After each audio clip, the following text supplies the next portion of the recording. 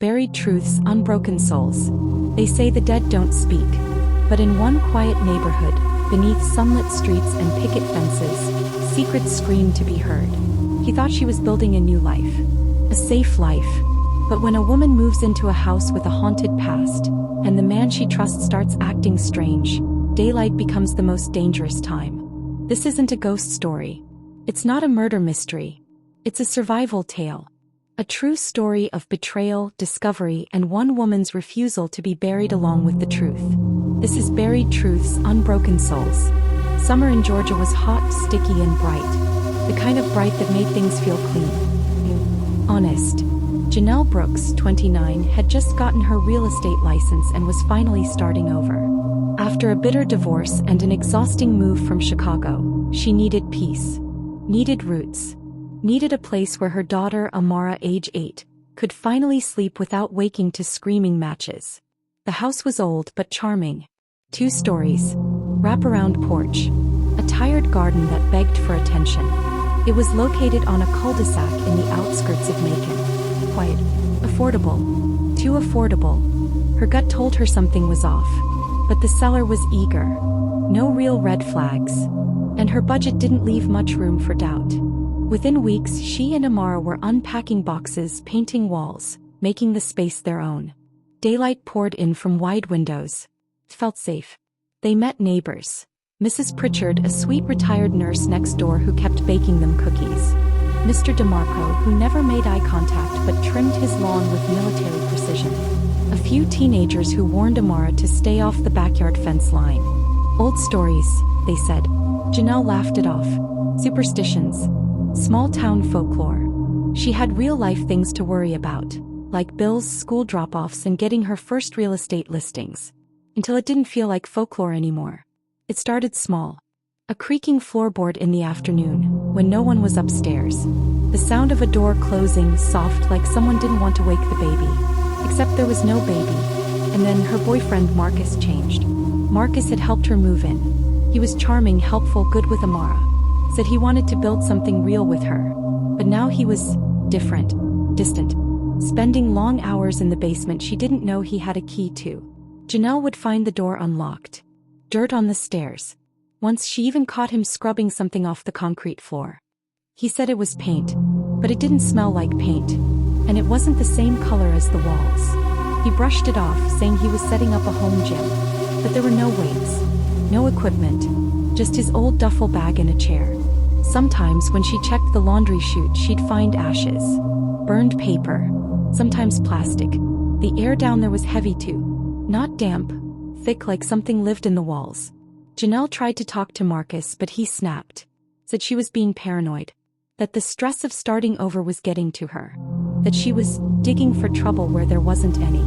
But something inside her knew, trouble was already here. One afternoon, Amara came home from school and said something that froze Janelle's blood. "Mommy, the girl in the floor says we should leave." Janelle knelt down, heart racing. "What girl, baby?" "The one under the house. She cries when Daddy goes downstairs." Marcus wasn't Amara's father, but she'd started calling him that. Janelle asked more questions. Amara said the girl's name was Lena. He was scared, hurt, trapped. Children have wild imaginations. But Amara wasn't prone to fantasy.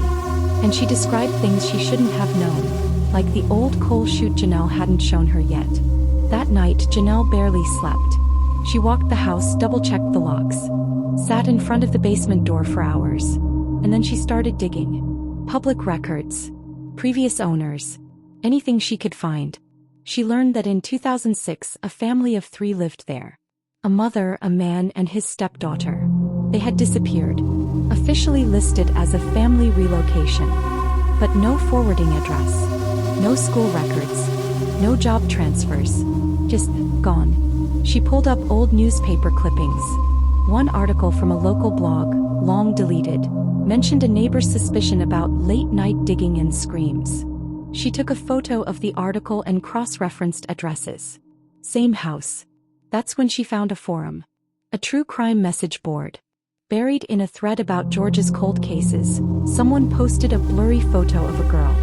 Caption, "Missing since 2006. Lena Mercer. Last seen here." The photo chilled her to the bone. Because Amara had drawn that same face in crayon, eyes wide, mouth open, in a picture she taped to the fridge. Janelle started documenting everything. Recordings, photos, notes. She even placed her phone behind a vent in the basement to record overnight. What she heard the next morning made her vomit. Scraping, shuffling, a low hum, almost a chant, and then crying. A young girl's voice pleading for help. Was it a ghost? A memory? A recording playing on repeat from the past? Or was someone alive, still down there? One morning, Janelle followed Marcus. She told Amara to stay at a friend's. Then she waited until he went for supplies. She broke into the basement. Behind the boiler, a hidden door. Fresh padlock.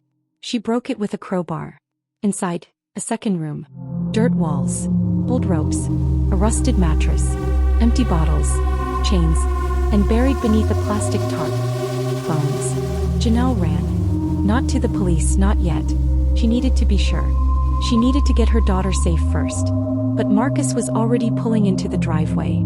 She hid in the attic and called 911. Whispered everything she'd seen. Then she watched, breathless, as Marcus walked into the house. He didn't call her name. He didn't look around. He just walked straight to the basement, like he'd done it 1,000 times before. Police came that night. Quiet. Plain clothes. Took a statement. Sealed the house. Marcus was gone. Vanished. Janelle and Amara were taken into protective custody. A team searched the house. What they found was worse than Janelle had imagined. Locks. Cameras. Tapes. A list of names. Some real, some crossed out. And in the walls, remnants. Bones. Clothing. Hair. I thought I'd escaped the worst after my divorce. I thought I'd found love, peace, safety. But when I saw what he was hiding, I knew. He wasn't just part of this house's past. He was the reason it had one. But just when Janelle thought she knew the full truth, she received a letter. No return address. Inside, a child's drawing. A girl. In the floor. And 3 words written in crayon. I'm not alone. Janelle had hoped the nightmare was over. But nightmares don't end when the sun rises. They simply change shape. Janelle and Amara were taken to a safe house, where she was told to keep her mouth shut. To trust the authorities. But all Janelle could do was wait. Wait for the truth to surface. And then came the letter. It came a week after they were placed in protective custody. A plain envelope, no return address, just a child's drawing inside. Janelle stared at it in disbelief. The picture was crude. A stick figure girl with wide eyes standing in front of a house. The figure was drawn with jagged lines, the face warped with fear. The girl had long hair, though Janelle couldn't tell if it was supposed to be brown or blonde. But the words beneath it stopped Janelle's breath in her throat. I'm not alone. The handwriting was familiar. Janelle whispering to herself. Amara's handwriting. Janelle couldn't shake the image of that drawing. The words. The frantic, eerie look in Amara's eyes when she'd said, the girl in the floor says we should leave. But Amara had been safe. They'd been told everything was under control. Marcus was gone and there was nothing left to fear. The house hadn't been completely cleared. While Janelle had been staying in the safe house, a team had continued to comb through the property, collecting evidence. Tapes. Photos. Even the walls had been dismantled in the search for more clues. And yet they hadn't found everything. One evening, Janelle received a call from Detective Rachel Harris, the lead investigator on the case. Miss Brooks, we need to talk. There's something we missed. Janelle's heart skipped. What do you mean, something you missed? She asked, dread creeping up her spine. There are inconsistencies. Pieces of evidence we didn't connect at first. Janelle's mind raced. What had they missed? The house had been ransacked, combed for evidence. But something in the back of her mind told her that there was more to this than anyone realized. The detective told her to stay put. They were coming to meet her. But before the meeting, something else happened. Something that pushed the boundaries of what Janelle thought she knew. Days after the detective's call, Janelle woke to the sound of a knock on the door. Not the police. Not Rachel. No. The voice was deep, familiar. Janelle, open up. It was Marcus. But Marcus couldn't have found them. He was supposed to be gone. Panic gripped her chest. She peered through the peephole. Nothing. Just the eerie silence of her safe house. Janelle couldn't rest. No matter where she went, she felt watched. In every shadow there was a presence. And then something new emerged in her mind, a nagging thought she couldn't push away. The house wasn't the only place Marcus had been. She had seen him at the same time he was in her basement. Janelle hadn't noticed before. The police hadn't noticed either. But there were two houses, two homes.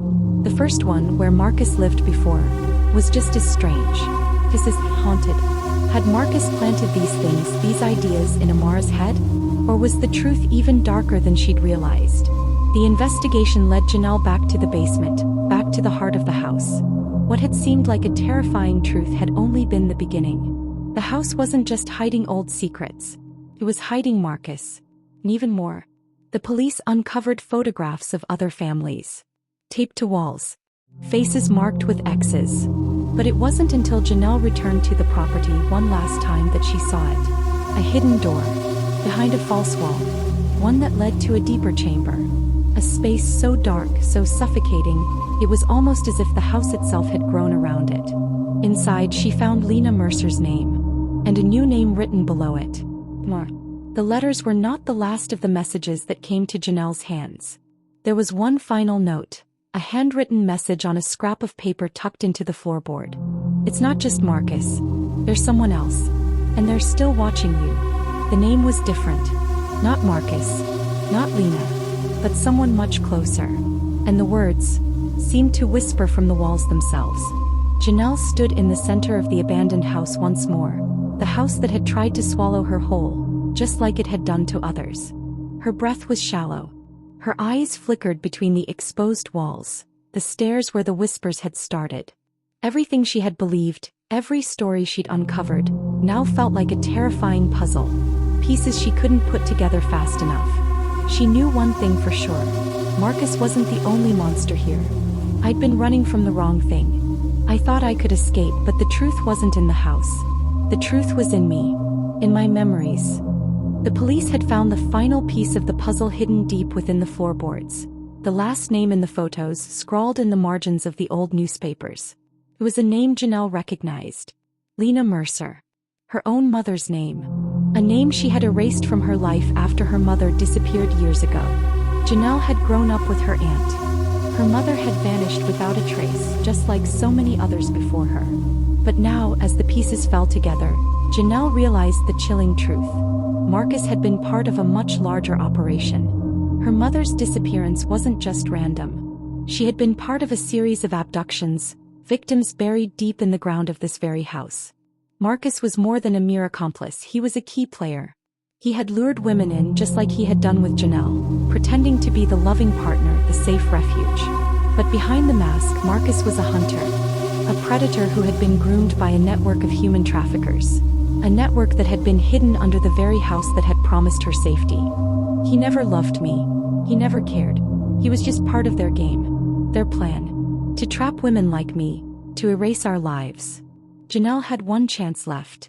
The police were closing in on the traffickers, but there was one last thing she needed to do. Destroy the heart of the operation. She had to make sure Marcus and anyone connected to this hell would never have the chance to hurt anyone else again. With her daughter in hiding, Janelle set her plan in motion. She had already gathered the evidence, taped recordings of Marcus' confessions, photographs of the underground network. All it needed was to be exposed. Her heart pounded as she walked toward the basement, the final stage of her escape. She was done running. She was done being the victim. Janelle turned the key to the hidden room, stepping inside with a sense of finality. The darkness felt suffocating, but this time she wasn't afraid. There were no more whispers, no more secrets. This time she took control. The moment she pulled the lever, a massive flood of evidence, photos, files, and recordings, poured out, ready to be handed to the authorities. The truth about the trafficking network was finally ready to be exposed to the world. The days that followed were a blur of interviews, arrests, and the dismantling of a vast criminal network. Janelle's bravery had uncovered a horrifying truth, but it had also saved countless others. Marcus was arrested, his connections severed. The victims, including Janelle's mother, were finally accounted for. And Janelle? She had found something even more valuable than justice. She had found herself. She had taken back her life, her peace, her power. The house was no longer a place of terror. It was a symbol of her strength, of how she had refused to be buried by her past. I thought I'd lost everything, but in the end I found the truth that had been buried all along. I won't ever be silenced again. The house was torn down brick by brick, until nothing was left but the memories of what had been. But Janelle stood tall, ready for whatever came next. She wasn't just surviving, she was thriving. In the end, some truths are too dangerous to stay hidden. But the strength of the human soul, the will to fight, to survive, to rise above, is the one truth no monster can ever bury.